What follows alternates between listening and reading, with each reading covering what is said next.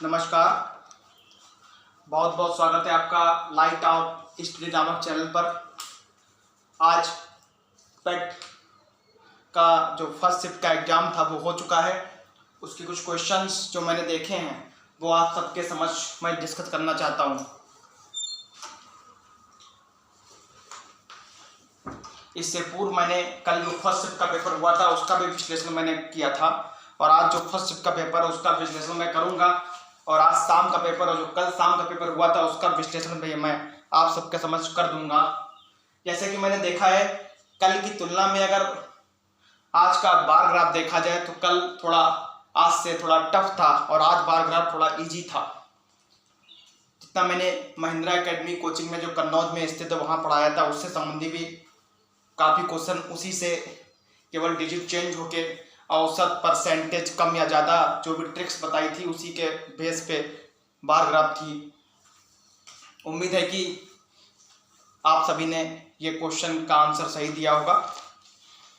आज जो जीएस में अगर चर्चा करते हैं तो वो पहला क्वेश्चन जो मैंने देखा था वो था कि निम्नलिखित में से किन राज्यों में विधान परिषद है। निम्नलिखित में से किन राज्यों में विधान परिषद है। निम्नलिखित में से किन राज्यों में विधान परिषद है। विधान परिषद निम्नलिखित में से किन राज्यों में है। निम्नलिखित में से किन राज्यों में विधान परिषद है।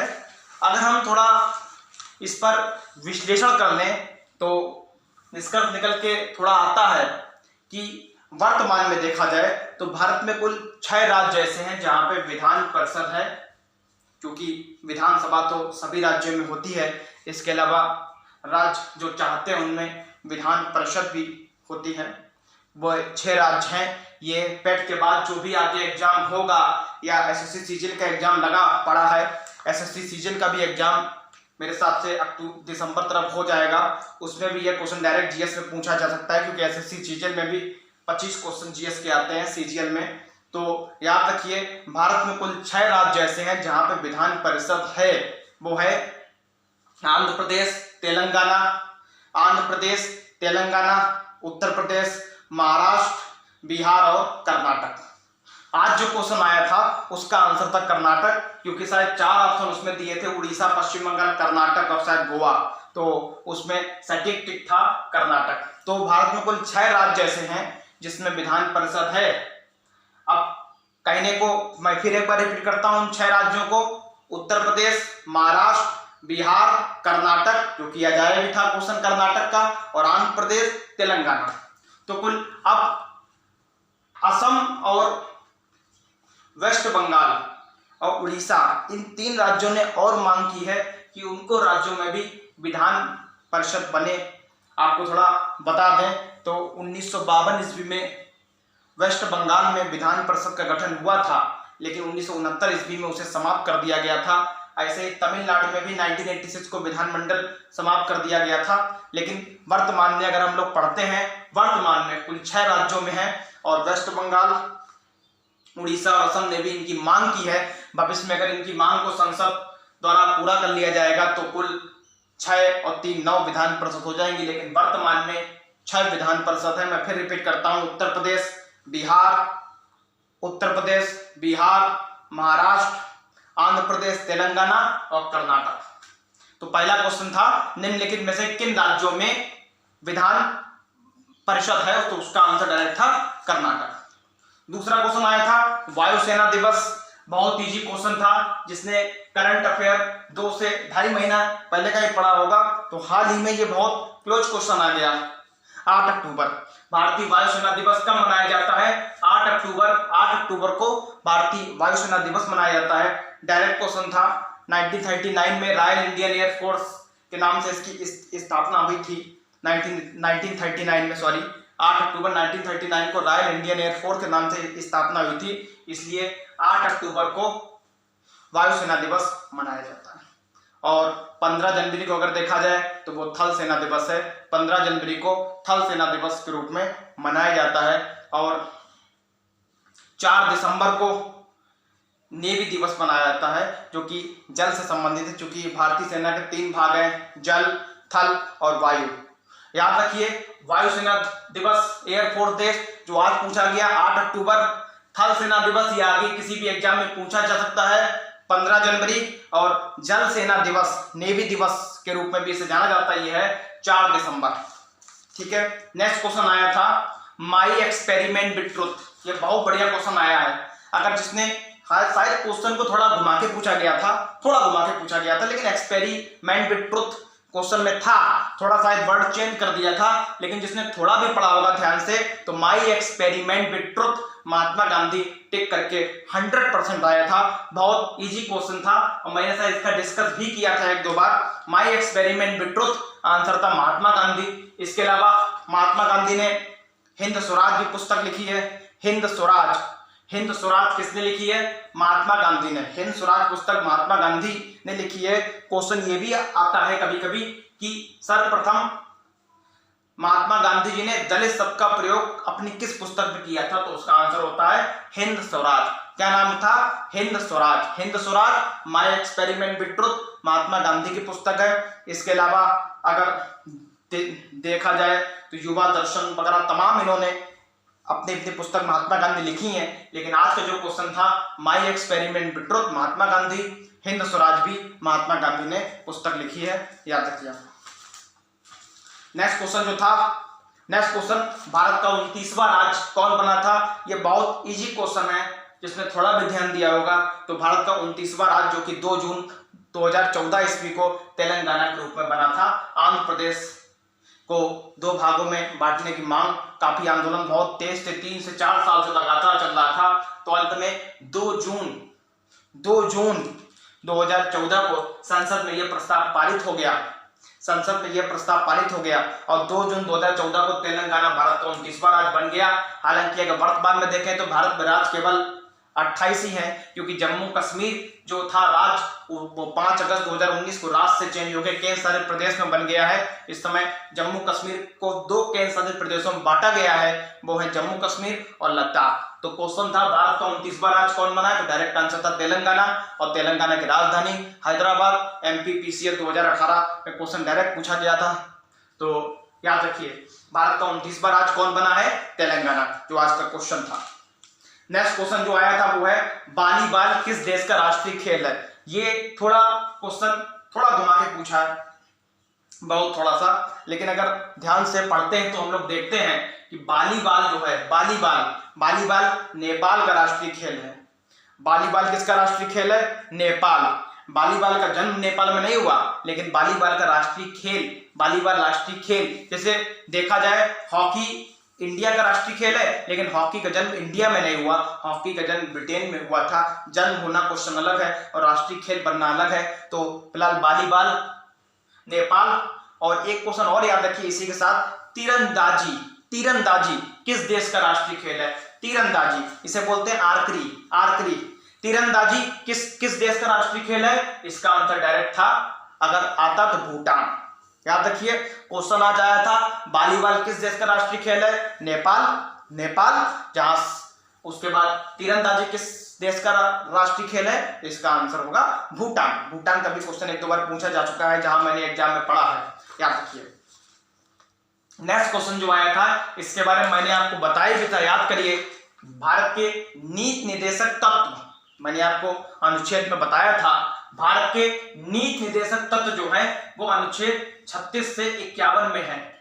भाग 4 में संविधान अगर हम लोग पढ़ते हैं तो भाग 4 में अनुच्छेद 36 से 51 तक भारत के नीति निर्देशक तत्व हैं। क्वेश्चन लेकिन ये नहीं आया था, क्वेश्चन आया था नीति निर्देशक तत्व किस देश के संविधान से लिए गए हैं, क्योंकि हमारा जो संविधान बना है वो बहुत सारे देशों के संविधान से मिलकर बना है। तो क्वेश्चन था नीति निर्देशक तत्व किस देश के संविधान से लिए गए हैं? तो इसका आंसर डायरेक्ट था आयरलैंड। नीति निर्देशक तत्व किस देश के संविधान से लिए गए हैं? आयरलैंड इसका आंसर था। जिसने आयरलैंड टिक किया होगा उसका आंसर सही होगा। इसके अलावा देखें तो मौलिक अधिकार अमेरिका से लिए गए हैं, मौलिक कर्तव्य रूस से लिए गए हैं, समवर्ती सूची फ्रांस से ली गई है। ऐसे तमाम चीजें जो है भारत की किसी न किसी देश से ली गई हैं, याद रखिए। तो क्वेश्चन था नीति निर्देशक संविधान में संशोधन की प्रक्रिया जो अनुच्छेद 368 में लिखी हुई है, 368 में लिखा है कि आवश्यकता अनुसार हम लोग संविधान में संशोधन कर सकते हैं। संविधान में संशोधन किस देश से लिया गया है? साउथ अफ्रीका से। यह अनुच्छेद 368 में इसका जिक्र है। तो क्वेश्चन था नीति निर्देशक तत्व किस देश के संविधान से लिए गए हैं? तो याद रखिए आपातकाल किस देश के संविधान से लिया गया है? तो अनुच्छेद 352 में जो 21 महीने का आपातकाल जून 1975 में इंदिरा गांधी जी ने लगवाया था, उसके बाद तो वो आपातकाल जर्मनी से लिया गया। आपातकाल भारत में किस देश का संविधान लिया गया है? जर्मनी। आज जो क्वेश्चन आया है पैट में वो है नीति निर्देशक तत्व किस देश के संविधान से लिए गए हैं? उसका आंसर जो डायरेक्ट आयरलैंड था। लेकिन इसके अलावा याद रखिए मौलिक अधिकार अमेरिका से, मौलिक कर्तव्य रूस से, आपातकाल जर्मनी से, समवर्ती सूची फ्रांस से। तो ये कुछ क्वेश्चन है और संविधान में संशोधन साउथ अफ्रीका से लिए गए हैं। नेक्स्ट क्वेश्चन जो है वो था वज्रपहाड़। क्वेश्चन आ गया 3 से 4 बार मैंने महिंद्रा एकेडमी में भी जिक्र इसका किया था। अगर बच्चों ने पढ़ा होगा तो जरूर इसका आंसर कर दिया होगा। वज्रपहाड़, वज्र प्रहार क्वेश्चन जो आया था शायद वज्र प्रहार जो हाल ही में हिमाचल प्रदेश में शुरू हुआ है वो भारत का किस देश के साथ है? युद्धाभ्यास। वज्र प्रहार अमेरिका के साथ भारत का युद्धाभ्यास है। इसका आंसर था अमेरिका भारत। जिसने अमेरिका भारत टिक किया होगा उसका आंसर सही हो गया होगा। इसके साथ उदार शक्ति युद्धाभ्यास मलेशिया साथ होता है, इसके बारे में मैंने बताया था। उसके बाद वरुण शक्ति तमाम युद्धाभ्यास, अजय वारियर ब्रिटेन साथ भारत का युद्धाभ्यास होता है, इंद्र युद्धाभ्यास रूस साथ होता है तमाम। उसके बाद पिच ब्लैक युद्धाभ्यास ऑस्ट्रेलिया साथ होता है। मालाबार युद्धाभ्यास में 4 देश शामिल है। मोस्ट इंपॉर्टेंट क्वेश्चन है, आगे कोई भी एग्जाम में एसएससी सीजन में ये पूछा जा सकता है। मालाबार युद्धाभ्यास जैसे वज्रपहाड़ मैंने बताया था, ये मोस्ट इंपॉर्टेंट क्वेश्चन है अमेरिका साथ। ऐसे मालाबार में 4 देश शामिल हैं, भारत, अमेरिका, जापान और इसमें अब 2019 में इसमें ऑस्ट्रेलिया को भी शामिल कर लिया गया है। मालाबार युद्धाभ्यास 4 देशों के बीच होता है, भारत, अमेरिका, जापान, ऑस्ट्रेलिया और यही 4 देश एक ग्रुप है क्वाड, QUAD, क्वाड्रिलेटरल डायलॉग इसकी फुल फॉर्म है। लेकिन हमें ये नहीं याद करते हुए हमें याद रखना है क्वाड में भी यही 4 देश शामिल हैं जो मालाबार। वैसे ये क्वाड बना है चीन का जो हिंद महासागर में जो बढ़ता प्रभुत्व है उसको रोकना इन 4 देशों का उद्देश्य है। ये क्वाड हो या मालाबार युद्धाभ्यास हो, इसमें 4 देश शामिल हैं, भारत, अमेरिका, जापान पहले थे लेकिन 2019 में इसमें ऑस्ट्रेलिया भी शामिल हो गया है। तो क्वाड QUAD 4 अल्फाबेट हैं तो 4 देश इसमें शामिल है। लेकिन आज क्वेश्चन था वज्र प्रहार भारत का अमेरिका साथ जो अभी हिमाचल प्रदेश में आयोजित किया गया। हैंड इन हैंड किसके साथ होता है? दिसंबर में होता है ये हैंड इन हैंड युद्धाभ्यास। किसके साथ होता है? हैंड इन हैंड चीन साथ। संप्रीत युद्धाभ्यास बांग्लादेश साथ होता है। तो ये कुछ युद्धाभ्यास के क्वेश्चन है वो थोड़ा जिसने ध्यान दिया होगा वज्र प्रहार अमेरिका साथ होता है उसने निश्चित तौर पर टिक कर दिया होगा। नेक्स्ट क्वेश्चन जो आया था वो आया था पूर्ण स्वराज। कितनी बार मैंने जिक्र किया था, आज से 6 से 7 दिन पहले का वीडियो जो पड़ा था। पूर्ण स्वराज का शब्द का प्रयोग सबसे पहले किसने किया था? मैंने आपको इसके डिटेल बताई थी, आप वीडियो देख लीजिए। पूर्ण स्वराज का जिक्र जो किया था ऑप्शन में जो था वो था बाल गंगाधर तिलक जी ने। ये डायरेक्ट क्वेश्चन पूछा गया है, मैंने इंग्लिश में ही बताया था। तिलक जी ने बोला था कि स्वराज मेरा जन्म से अधिकार है और मैं इसे लेकर रहूंगा। यह 1892 ईस्वी में उन्होंने बोला भी था कि Swaraj is my birth right and I will have it at any cost. तो पूर्ण स्वराज वैसे देखा जाए लाहौर अधिवेशन से भी संबंधित है 1929 में कि पूर्ण स्वराज कांग्रेस की किस अधिवेशन में बोला गया, उसका आंसर तो 1929 होता। मैंने बताया भी था, पूरी डिटेल इसकी बताई थी पूर्ण स्वराज की। 15 से 20 मिनट मैंने पूर्ण स्वराज और स्वराज शब्द के बारे में ही बोला था। तो यहाँ क्वेश्चन आया था पूर्ण स्वराज का नारा सबसे पहले किसने दिया था? तो बाल गंगाधर तिलक जी इसका आंसर था। जिसमें बाल गंगाधर मैंने दयानंद सरस्वती भी बताया था लेकिन दयानंद सरस्वती ऑप्शन था नहीं, तो इसका आंसर था बाल गंगाधर तिलक। जिसने टिक किया होगा उसका आंसर सही था।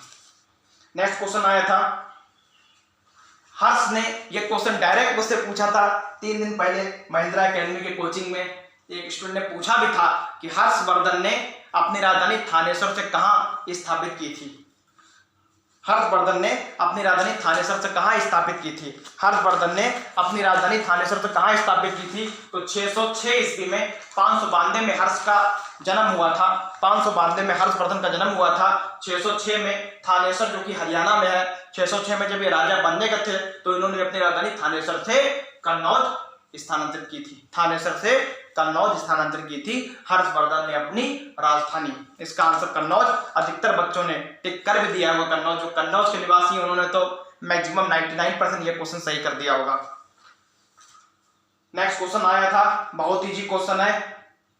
अंग्रेजों ने या ब्रिटेन ने किस भाषा को अधिक बढ़ावा दिया? मैकाले रिपोर्ट 1835 ईस्वी में आई थी। अगर जिसने मैकाले रिपोर्ट के बारे में नहीं पढ़ा होगा उसने भी आंख मीच के आंसर अंग्रेजी मार दिया होगा। ब्रिटेन ने किस भाषा को अधिक बढ़ावा दिया था भारत में? तो इसका आंसर था अंग्रेजी, क्योंकि 1835 ईस्वी में जो मैकाले रिपोर्ट आई थी उसमें उसने बोला भी था, एक वक्तव्य दिया था कि भारत की जो हिंदी है और जो उर्दू भाषा पाकिस्तान की है वो अंग्रेजी के 1% भी बराबर नहीं है। ये बहुत ह्यूमिलिएट किया था उसने ये बात बोलकर।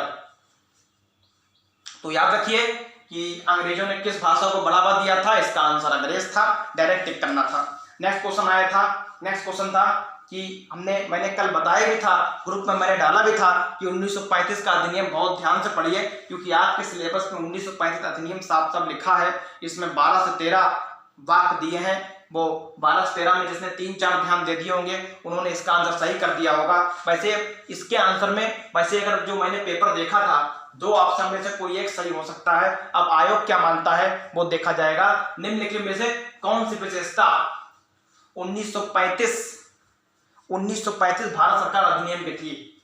1935 भारत सरकार अधिनियम की कौन सी विशेषता थी? तो इसमें 2 ऑप्शन दिए थे, मैंने देखा है कि दोनों सही लग रहे थे।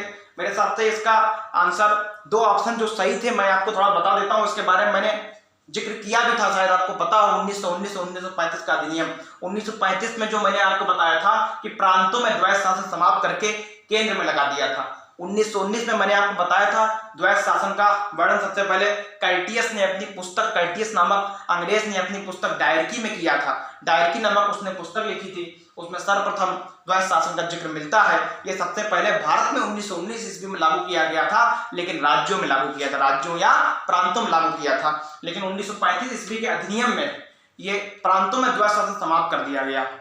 तो ऑप्शन था 1935 ईस्वी की निम्नलिखित में से कौन सी विशेषता है? तो उसमें था प्रांतों में द्वैध शासन का उन्मूलन, ये एक विशेषता थी। दूसरा एक क्वेश्चन था कि गवर्नर जनरल की शक्तियों का विस्तार कर दिया गया। ये IAS 2018 में भी क्वेश्चन पूछा गया था डायरेक्ट। 1935 ईस्वी का अधिनियम मोस्ट इंपॉर्टेंट है, मैंने बताया भी था, और आपके पेट सिलेबस में 1935 का ही अधिनियम है। अधिनियम 1773 ईस्वी से लगातार हुए हैं, लगातार 1773 से लेकर 1935 और 1947 ईस्वी में हुआ था, उसमें भारत 2 भागों में डिवाइड हो गया था। एक क्वेश्चन ये भी आ सकता है कि भारत का संविधान किस अधिनियम के तहत बना? भारत का संविधान किस अधिनियम के तहत बना है? 1935 अधिनियम के 4 ऑप्शन हो सकते हैं, 1919, 1935, 1793, 1813। तो टिक करना है 1935। आगे भविष्य में अगर ये क्वेश्चन आ जाता है। और इसी की विशेषता है कि गवर्नर जनरल की शक्तियों का विस्तार। तो इसका आंसर प्रांतों में द्वैध शासन का उन्मूलन भी हो सकता है। और अभी जो मैंने बोला बाकी 2 ऑप्शन जो और थे वो तो व्यर्थ के ऑप्शन थे, वो तो इसकी विशेषता नहीं थी। और गवर्नर जनरल की शक्तियों का विस्तार, मेरे हिसाब से गवर्नर जनरल की शक्तियों का विस्तार ये ज्यादा सुटेबल बैठ रहा है। विशेषताएं दोनों हैं, इसका आंसर प्रांतों वाला भी हो सकता है, गवर्नर जनरल की शक्तियों वाला भी हो सकता है। जब आंसर की मेरे हिसाब से 6 से 7 दिन में आंसर की हम सबके समक्ष होगी, उसमें हम लोग देखेंगे। तो मेरे हिसाब से इसका टिक करना चाहिए आयोग का।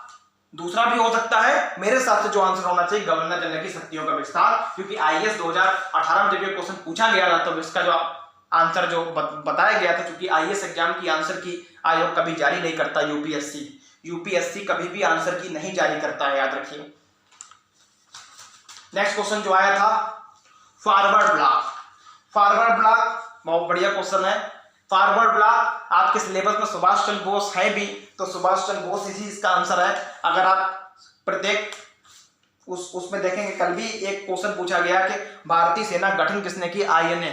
तो अब क्वेश्चन में ये है INA, इंडियन नेशनल आर्मी गठन किसने किया? तो इसमें ऑप्शन जो थे वो मोहनलाल मोहनलाल थे, रास बिहारी बोस थे और सुभाष चंद्र बोस थे। देखा जाए तो इन तीनों का संबंध इंडियन नेशनल आर्मी से रहा है। इन तीनों का संबंध इंडियन नेशनल आर्मी से रहा है, क्योंकि इंडियन नेशनल आर्मी का सबसे पहले विचार जो आया था वो कैप्टन मनमोहन सिंह के ही माइंड में आया था। इसे लघु रूप दिया था रास बिहारी बोस ने और इसे पूर्ण स्तर पर बढ़ाया था 21 अक्टूबर 1943 ईस्वी को सिंगापुर में सुभाष चंद्र बोस जी ने। मैंने आपको बताया था तो तीनों ऑप्शन थे, लेकिन जिसने सुभाष चंद्र बोस किया होगा मेरे हिसाब से वही आंसर सही होगा, क्योंकि जो विस्तृत स्तर पर चीज बढ़ाता है नाम उसका होता है मेरे साथ। और आपके सिलेबस में डायरेक्ट सुभाष चंद्र बोस लिखा भी है, तो जिसने सुभाष चंद्र बोस टिक किया होगा उसका 90% ये आंसर मेरे अनुभव के अनुसार बिल्कुल सही होगा। आगे आयोग जो मानता है 6 से 7 दिन का वेट में करना पड़ेगा। नेक्स्ट क्वेश्चन है लक्षद्वीप की राजधानी। लक्षद्वीप जो कि सबसे छोटा केंद्र शासित प्रदेश है, सबसे छोटा राज्य गोवा है जमीन के अकॉर्डिंग, और सबसे छोटा केंद्र शासित प्रदेश जो है वो लक्षद्वीप। इसकी राजधानी पूछी गई करावती, डायरेक्ट आंसर था करावती। लक्षद्वीप की राजधानी क्या थी? करावती। नेक्स्ट क्वेश्चन है कि भारत का ऐसा कौन सा भाग है जहां दिन और रात बराबर होती है।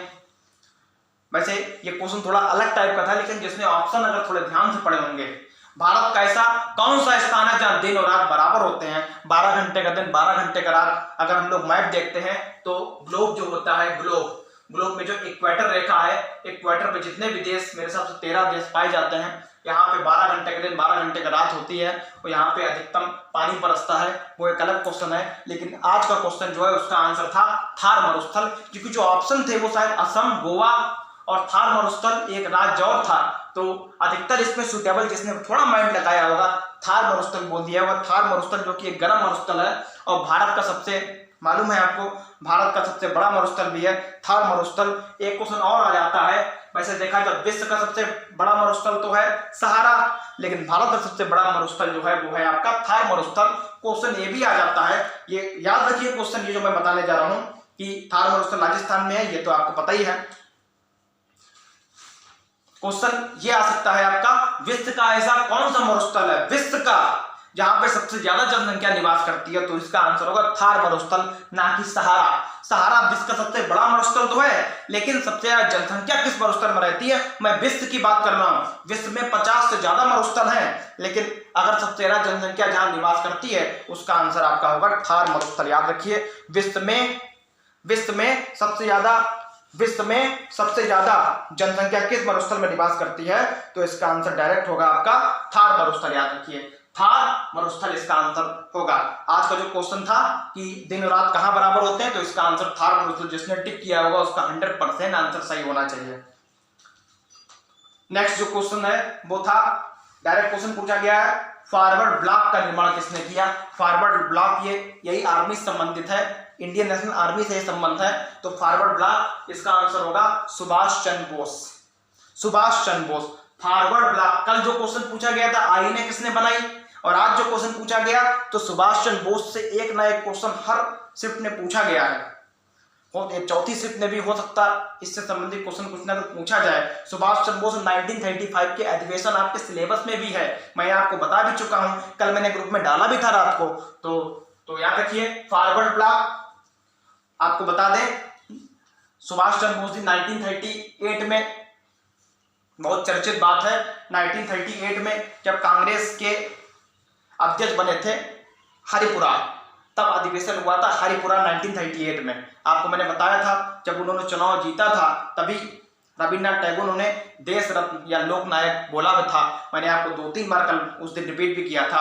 रविन्द्रनाथ टैगोर ने सुभाष चंद्र बोस को देश नायक कब बोला था, जब 1938 का हरिपुरा का कांग्रेस का चुनाव उन्होंने जीता था 1938 का। फिर 1939 में गांधी जी नहीं चाहते थे कि सुभाष चंद्र बोस जी चुनाव लड़े, लेकिन उन्होंने गांधी जी की इच्छा के विपरीत चुनाव लड़ा। गांधी जी के उम्मीदवार जो थे वो थे पट्टाभी सीतारामैया। गांधी जी चाहते थे कि पट्टाभी सीतारामैया शायद चुनाव जीते, पट्टाभी सीतारामैया, लेकिन सुभाष चंद्र बोस जी चुनाव लड़े, ये गांधी जी नहीं चाहते, लेकिन सुभाष चंद्र बोस जी ने चुनाव लड़ा। गांधी जी ने पट्टाभी सीतारामैया के लिए घर घर जाकर वोट मांगा, लेकिन उसके उपरांत भी पट्टाभी सीतारामैया चुनाव हार गए और सुभाष चंद्र बोस जी कहीं पर भी वोट मांगने नहीं गए। उसके उपरांत भी उनकी विजय हुई। लेकिन अच्छा, या बोला जाए गांधी जी से स्नेह कहते हुए या गांधी जी को आदर्श मानते हुए उन्होंने 1 से 1.5 महीने के बाद अध्यक्ष पद से तुरंत इस्तीफा दे दिया, क्योंकि उन्होंने बोला कि बापू का सम्मान मेरे लिए पहले है। उसके उपरांत जब उन्होंने इस्तीफा दे दिया तो डॉक्टर राजेंद्र प्रसाद जी उस समय कांग्रेस के अध्यक्ष बने थे। उसके उपरांत जब 1939 में उन्होंने कांग्रेस से इस्तीफा दे दिया तब उन्होंने फॉरवर्ड ब्लॉक बनाया। फॉरवर्ड ब्लॉक 1939 में उन्होंने बनाया, याद रखिए। उसके बाद वो कन्नौज भी आए थे हमारे, उसमें कुछ लोगों ने उनका सम्मान किया था, उन्हें हीरोज ऑफ कन्नौज की संज्ञा भी दी गई थी, वो एक अलग बात है। फॉरवर्ड ब्लॉक किसने बनाया? सुभाष चंद्र बोस ने, ये डायरेक्ट आंसर था। क्वेश्चन ये भी आया था, क्वेश्चन जो था हरित क्रांति के जनक कौन है भारत में, ये मोस्ट इंपॉर्टेंट क्वेश्चन है। ये मैंने डायरेक्ट कोचिंग में भी बताया था। हरित क्रांति के जनक MS स्वामीनाथन है। वर्ल्ड में अगर देखा जाए तो नॉर्मन बोरलॉग है, नॉर्मन बोरलॉग, लेकिन भारत की बात हो रही है तो भारत में हरित क्रांति के जनक कौन है? MS स्वामीनाथन, जो कि 1967 ईस्वी में हरित क्रांति आई थी। 1967 ईस्वी में हरित क्रांति आई थी और कौन लाया था? MS स्वामीनाथन। MS स्वामीनाथन 1966 ईस्वी में जब हरित क्रांति आई थी तो हरित क्रांति के जनक कौन है? MS स्वामीनाथन। जिसने टिक किया होगा उसका आंसर बिल्कुल सही होगा।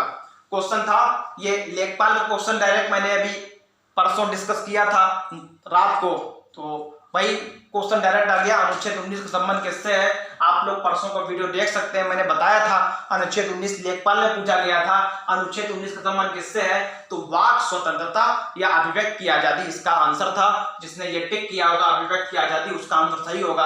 अनुच्छेद 19 डायरेक्ट लेखपाल से क्वेश्चन उठा के पूछा गया है। मैंने बताया था कुछ क्वेश्चन लेखपाल से जरूर पूछे जाएंगे। तो अनुच्छेद 19 का संबंध वाक स्वतंत्रता और अभिव्यक्ति की आजादी, जिसने टिक किया था उसका आंसर आज का सही होगा अनुच्छेद 19।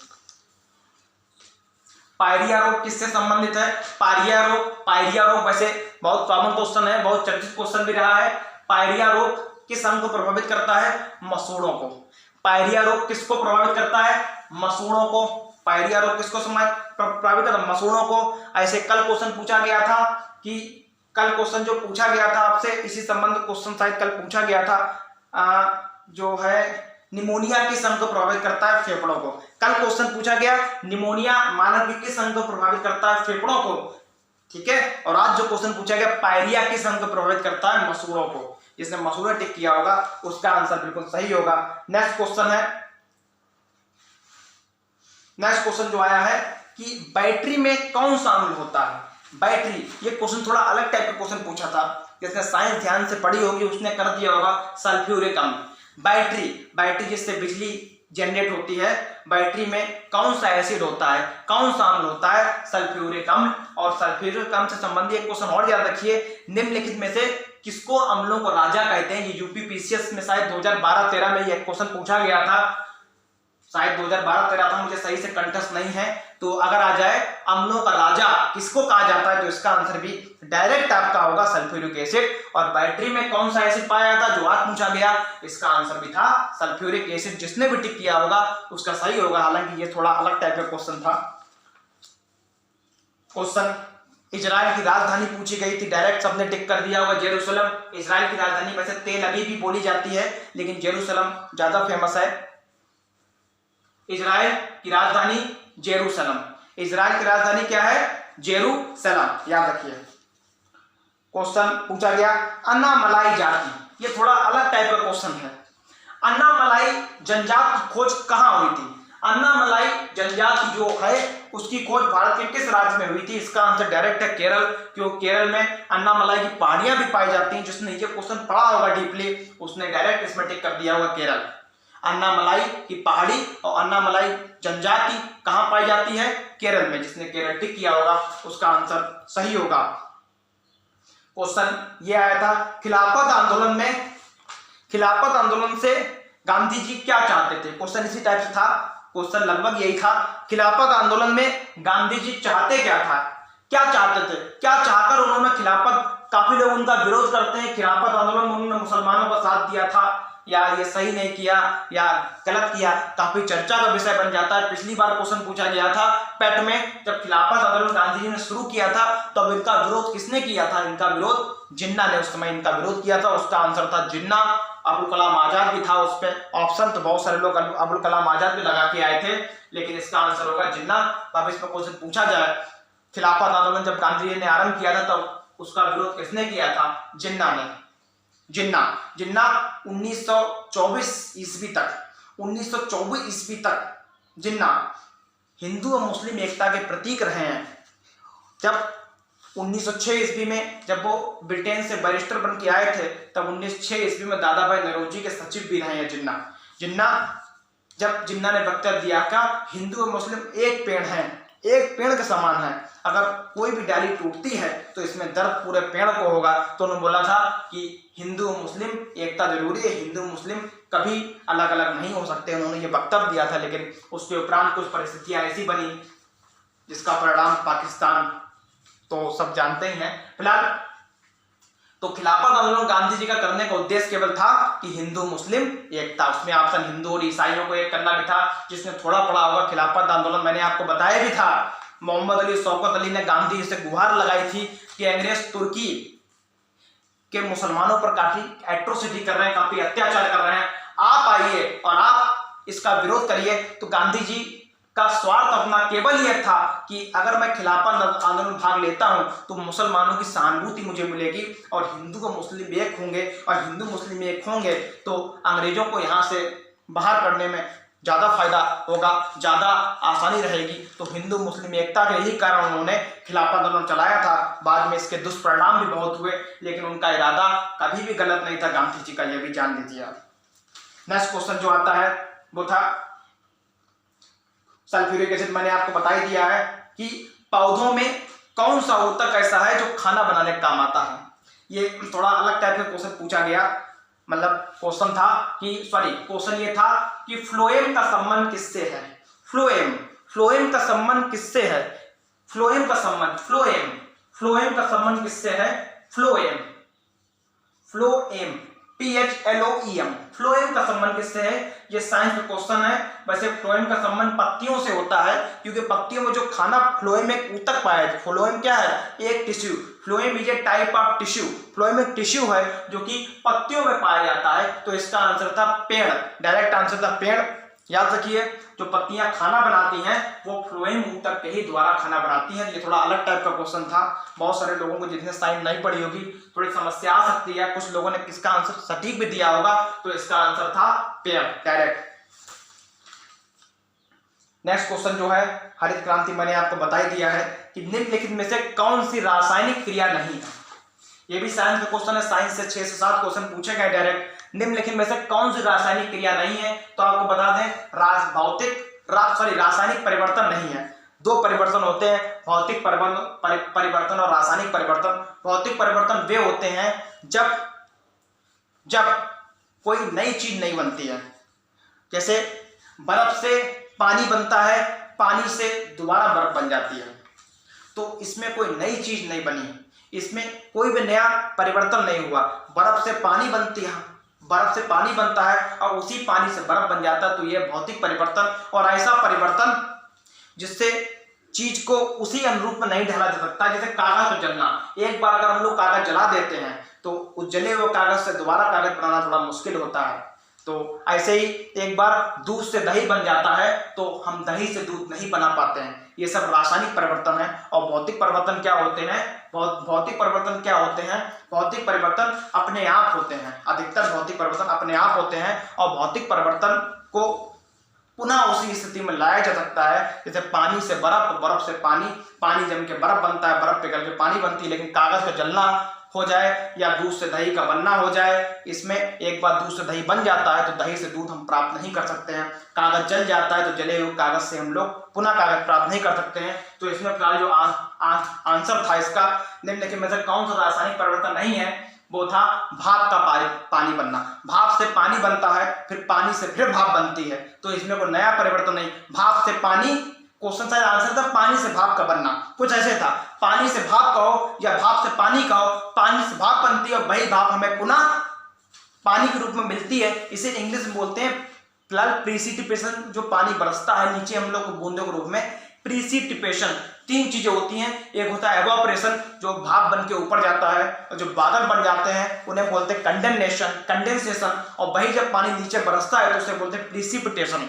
तो ये एक भौतिक परिवर्तन है, तो इसने भाप से पानी बनना टिक किया होगा, उसका आंसर सही होगा।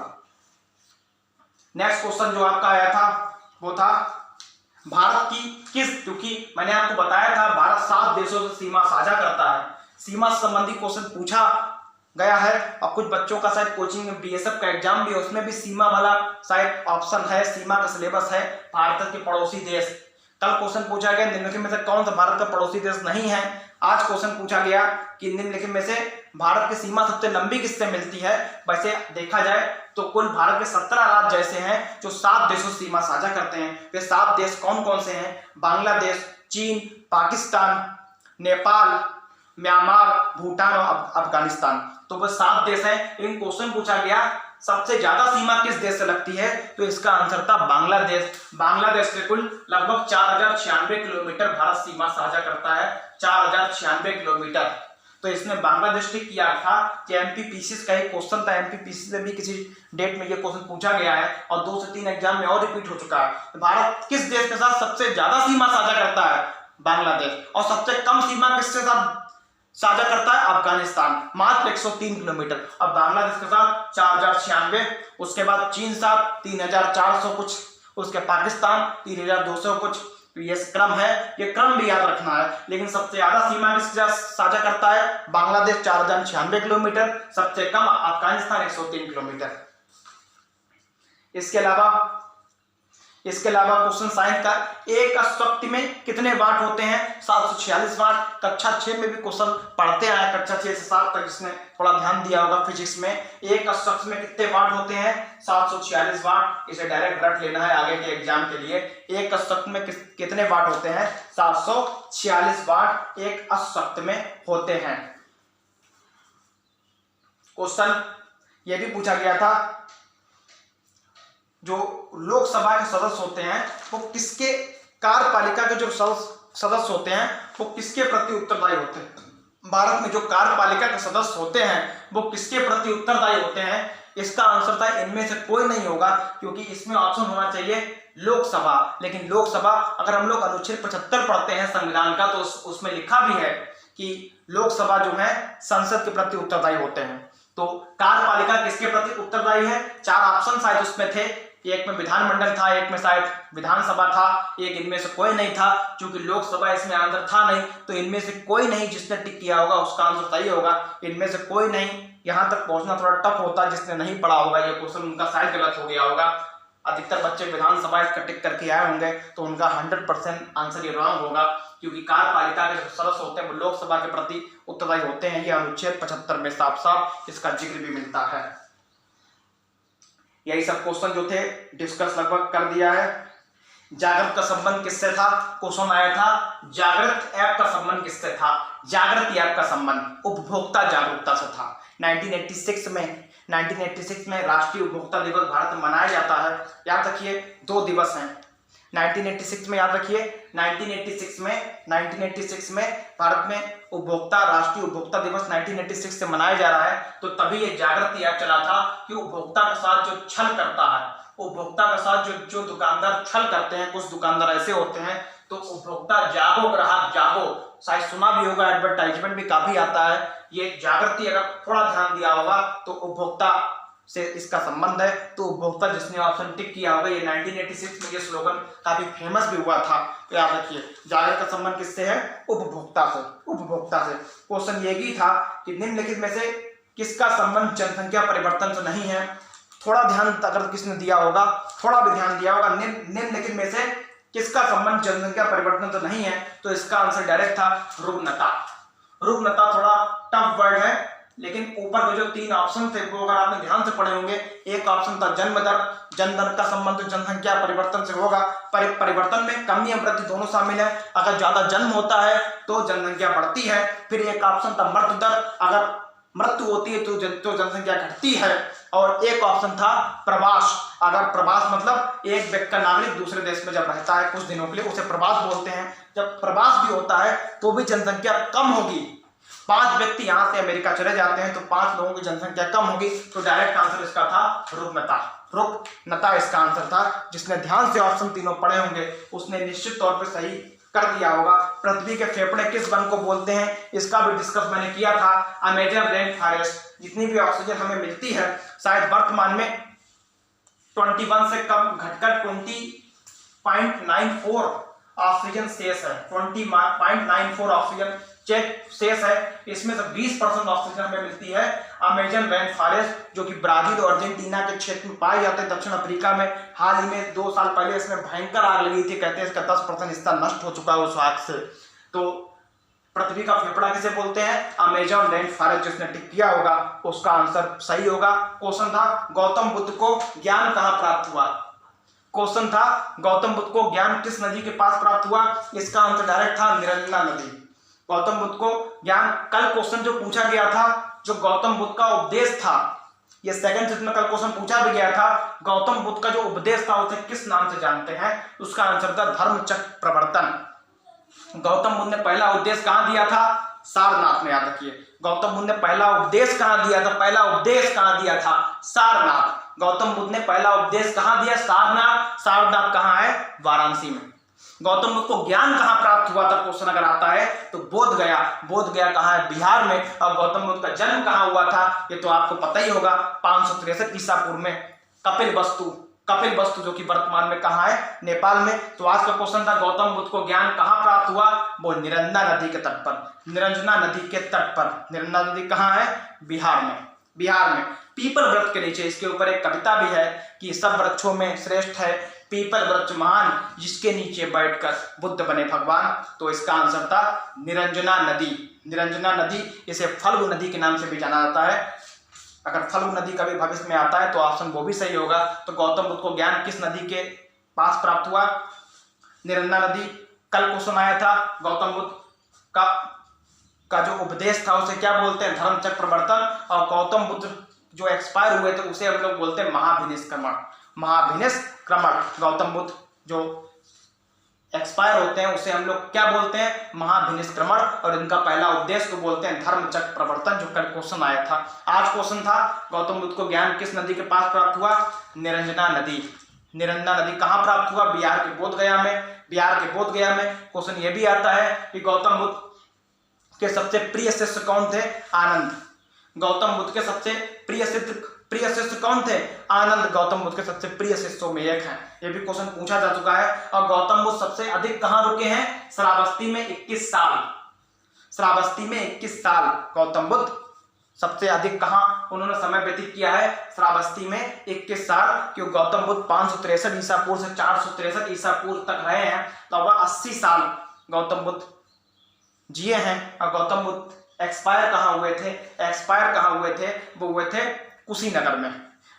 ऐसा बोलते हैं गौतम बुद्ध धर्म का प्रचार करने के लिए मल्लों की राजधानी पावापुर में जाते हैं। वहाँ चुंद नामक सुनार एक होता है, वो उन्हें शायद सुअर का मांस, जिसे पोर्क बोलते हैं, खाने के लिए पोर्क देते हैं। उस पोर्क में जहर होता है। गौतम बुद्ध जी जब वो मांस जो पोर्क खाते हैं तब उन्हें अचानक से हृदय में पेन होता है। तो वहां से वो चलते चलते पावापुर ही जाते हैं। वहीं पावापुर जाते जाते वो एक्सपायर होते हैं।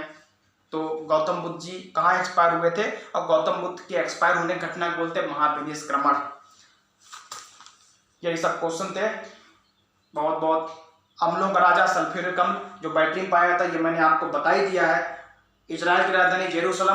हालांकि इजराइल पे जेरूसलम के नाम पे क्रूजेड भी हुआ, धर्म युद्ध भी हुआ था 1095 में ईसाई और मुस्लिमों के बीच, जिसमें मुस्लिमों की विजय हुई थी। जेरूसलम में काफी विवाद भी चलता है।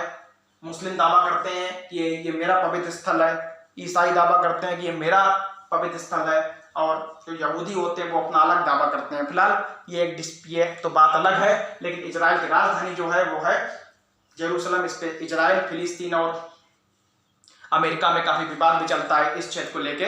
लेकिन याद रखिए ये इजराइल की राजधानी क्या है, जेरूसलम। बहुत बहुत धन्यवाद। आज लास्ट 4th का पेपर भी हो जाएगा। अब आंसर की तक वेट हमें करना पड़ेगा। बहुत बहुत धन्यवाद।